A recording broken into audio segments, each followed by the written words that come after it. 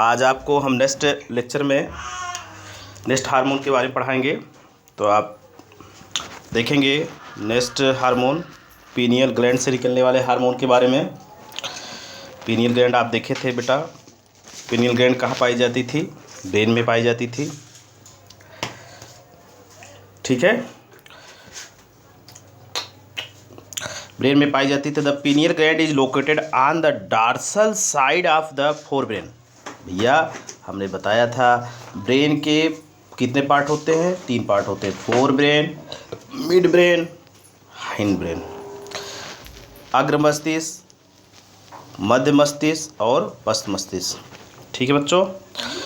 तो ये क्या कहते हैं कि आप देखेंगे कि the pineal gland is located on the dorsal side of the fore brain के डॉर्सल साइड पर, डॉर्सल मतलब पीछे की साइड पर क्या है, ये पीनियल ग्लैंड पाई जाती हैं। अब कह रहा है pineal secretes a hormone called melatonin. Pineal gland के द्वारा जो हार्मोन निकलता है बच्चों, पीनियल ग्लैंड से जो हार्मोन निकलता है, पीनियल ग्लैंड से वह क्या निकलता है? मेलेटोनिन। क्या निकलता है? मेलेटोनिन निकलता है। इसके बाद आप इसको बहुत ध्यान से याद कर लेंगे, ठीक है। Melatonin plays a very important role in the regulation of 24 hour duration rhythm of body, our body. मतलब ये जो मेलेटोनिन होता है हमारे जो शरीर का बायोलॉजिकल क्लॉक होता है, बायोलॉजिकल क्लॉक मतलब शरीर की जो घड़ी होती है, कब क्या करना है कब क्या नहीं करना। जैसे हम सोते हैं तो 12 बजे सोते हैं रोज़, तो 12 बजे हमको नींद आती है, 6 बजे हम सुबह उठ जाते हैं, या 10 बजे सोते हैं फिर 5 बजे हम उठ जाते हैं। ये मतलब 24 घंटे में जो क्रियाएं हम करते हैं, हम 3 बजे खाना खाते हैं तो 3 बजे हमको भूख लग जाती है। हम सुबह 5 बजे अगर खाना खाते हैं तो हमको 5 बजे भूख लग जाती है। सुबह 10 बजे खाना खाते हैं तो उस टाइम पे हमको भूख लग जाएगी। तो मतलब ये क्या है, पीनियल ग्लैंड क्या करेगी, हम लोग के जो शरीर है, शरीर में क्या करता है, शरीर के बायोलॉजिकल क्लॉक मतलब शरीर के जो जीवी घड़ी है, जैविक घड़ी है, तो जैविक घड़ी को क्या करता है, ये नियंत्रित करता है। इसे पीनियल ग्लैंड को जैविक घड़ी भी कहा जाता है। तो इसके बाद देखेंगे बच्चों, कह रहा है for example it help in maintaining of the normal rhythm sleep wake cycle. Sleep कब करना है, कैसे करना, देखिए आगे दिया है। हम जो आपको बता चुके हैं ये चीज़ें आगे क्या है दिया है बच्चों। इसके बाद देख रहे हैं कि आगे दिया है क्या कि बॉडी टेम्परेचर, बॉडी के टेम्परेचर को भी मेंटेन करता है। In additions melatonin also influence the metabolism. और मेलेटोनिन का काम क्या है, यह मेटाबॉलिज्म पाचन में भी सहायता करता है। मेटाबॉलिज्म मतलब बेटा पाचन में ये क्या करता है, सहायता करता है। पिगमेंटेशन कलर में, पिगमेंट में भी सहायता करता है। इन द करा the menstrual cycle as well our defence capacity. और ये डिफेंस कैपेसिटी में क्या करता है, हेल्प करता है। पीनियल ग्लैंड होती है हम लोग में लेस डेवलप्ड होती है, लेकिन क्या है चिड़िया मतलब एवीज वगैरह में क्या होती है, मोस्टली डेवलप होती। तो बेटा सबसे इम्पॉर्टेंट लाइन यहाँ थी क्या, मेलेटोनिन हार्मोन, पीनियल ग्लैंड से निकलने वाले हार्मोन क्या है, मेलेटोनिन हार्मोन। और इसका काम क्या है, 24 आवर्स में क्या करता है, रिदमिक काम करता है। मतलब इसके बायोलॉजिकल घड़ी भी कहा जाता है, बायोलॉजिकल घड़ी, जैविक घड़ी भी कहा जाता है। किसको, पीनियल ग्लैंड को जैविक घड़ी भी कहा जाता है। तो एक हार्मोन आपने देख लिया है पीनियल ग्लैंड, क्लियर हुआ आपको, बात क्लियर हुई। फिर हम नेक्स्ट हार्मोन के बारे में चलते हैं। नेक्स्ट हार्मोन हम लोग का है बच्चों थायराइड ग्लैंड्स। थायराइड ग्लैंड से निकलने वाले हार्मोन के बारे में हम पढ़ेंगे। थायराइड ग्लैंड्स देखेंगे, थायराइड ग्लैंड क्या है, थायराइड ग्लैंड्स क्या है, ठीक है। The thyroid gland is a composed of 2 lobes. ये क्या है, 2 लोब से बना होता है बच्चों। देखिए एक लोब ये होगा और एक लोब ये हुआ, ठीक है। आपने देखा कि 2 लोब से बना है, ठीक है। ये जो ऊपर आपको दिख रहा है ना, ये वाला पोर्शन, ये एक लोब है थायराइड का, एक ये लोब है। इसी में 4 पैराथाइड होते हैं। तो हम लेकिन यहाँ पढ़ क्या रहे हैं, केवल थायराइड ग्लैंड के बारे में। अब देखेंगे कि कह रहा है कि देखेंगे the thyroid gland is composed of two lobes, दो लोब हम आपको दिखा चुके, which are located on either side, मतलब दोनों क्या है अलग अलग साइड पे क्या है लोकेटेड है बच्चों, दोनों क्या है अलग अलग साइड पर लोकेटेड है। देखिए दोनों अलग अलग साइड पे क्या है, एक साइड पे इधर, एक साइड पे इधर पे क्या है लोकेटेड है। एक साइड ये हुआ इसका, एक साइड ये हुआ, टू साइड में क्या है लोकेटेड है। फिर इसके बाद देखिए, इसके बाद कह रहा है कि on the either side of the trachea, जो ट्रैकी होती है, जो हमारा गला होता है ट्रैकी होता है, उसी के पास यह लोकेटेड होता है। अब इसके बाद कह रहा है both the lobes are interconnected with the thin flat connective tissue called isthmus. अब देखो बेटा, अब आप देखो कि दोनों जो जुड़े हैं एक दूसरे से, ये लोब कौन से, ये लोब, ये वाले लोब, ये लोब एक दूसरे से कनेक्टेड हैं इस्थमस से, इस्थमस से एक टिश्यू कनेक्टिव टिश्यू है जिसे हम क्या कह रहे हैं इस्थमस कह रहे हैं। देखिए दोनों क्या है एक दूसरे से कनेक्टेड है, कनेक्टिव टिश्यू से, जिसे हम क्या कहेंगे इस्थमस कहते हैं। देखिए ये है इस्थमस, ठीक, क्या है ये इस्थमस है, क्या है ये इस्थमस है। इसके बाद देखेंगे द थायराइड, देखिए आगे दिया है the thyroid glands is composed of follicles, ये किससे बना होता है बच्चों फॉलिकल्स से और स्ट्रोमल टिश्यू से, कहा किससे और स्ट्रोमल टिश्यू से। ईच थायराइड कह रहा है each thyroid follicle is composed of follicular cell, जो प्रत्येक थायराइड होती है फॉलिकुलर सेल से मिलकर बनी रहती हैं। इनक्लोजिंग एक कैविटी, जहाँ पर क्या होता है एक कैविटी होता है, देखिए एक कैविटी होता है। इसके बाद करा दीज फॉलिकल से सिंथेसाइज टू हार्मोन्स, और ये क्या करते हैं बेटा दो हार्मोन, ये जो फॉलिकल सेल्स हैं क्या कर रही हैं दो हार्मोन की निकालती हैं। पहला हार्मोन देखोगे आप टेट्रा आइडोथायरोनिन, मतलब कौन पहला हार्मोन टेट्रा आइडोथायरोनिन या थायरॉक्सिन, या इसे हम टेट्रा माने क्या हुआ चार, टेट्रा माने T4, यानी थायराइड से निकलने वाला पहला हार्मोन जिसे हम T4 हार्मोन कहेंगे या थायरॉक्सिन हार्मोन कहेंगे या टेट्रा थायरॉक्सिन भी कहेंगे। एंड दूसरा है ट्राई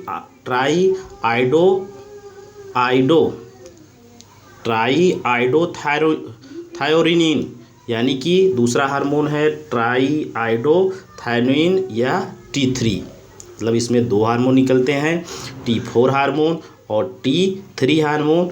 T4 को टेट्रा आइडोथायरोनिन कहते हैं या थायरॉक्सिन कहते हैं और T3 को ट्राई कहेंगे, ट्राई माने तीन होता है, ट्राई आइडोथायरोनिन हार्मोन। अब इसके बाद देखेंगे बच्चों, इसमें कह रहा है कि आयोडीन इज एसेंशियल, मतलब इसमें क्या है थायरॉक्सिन हार्मोन के लिए आयोडीन क्या होता है बहुत इसेंशियल होता है।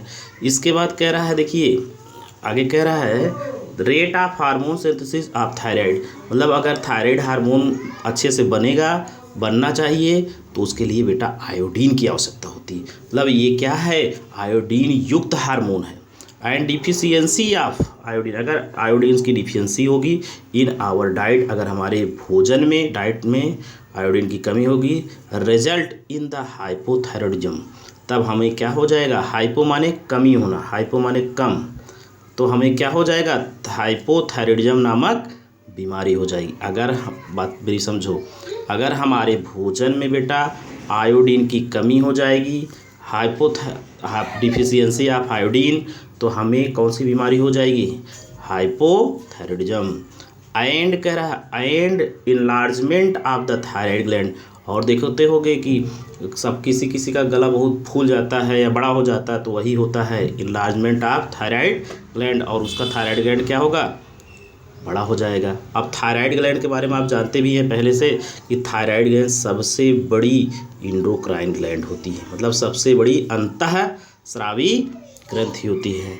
इसके बाद देखेंगे कह रहा है हो गया इतना enlargement of thyroid gland, commonly called goitre, जिसे हम क्या कहते हैं ग्वाइटर, उस प्रकार की बीमारी को हम क्या कहेंगे, अगर थायराइड मतलब आयोडीन की कमी हो जाएगा हम लोग के भोजन में तो हाइपोथायरॉयडिज्म नामक बीमारी हो जाएगी, जिसे और थायराइड ग्लैंड इनलार्ज हो जाएगी, बड़ी हो जाएगी, जिसे हम कौन सा रोग कहेंगे ग्वाइटर रोग कहेंगे।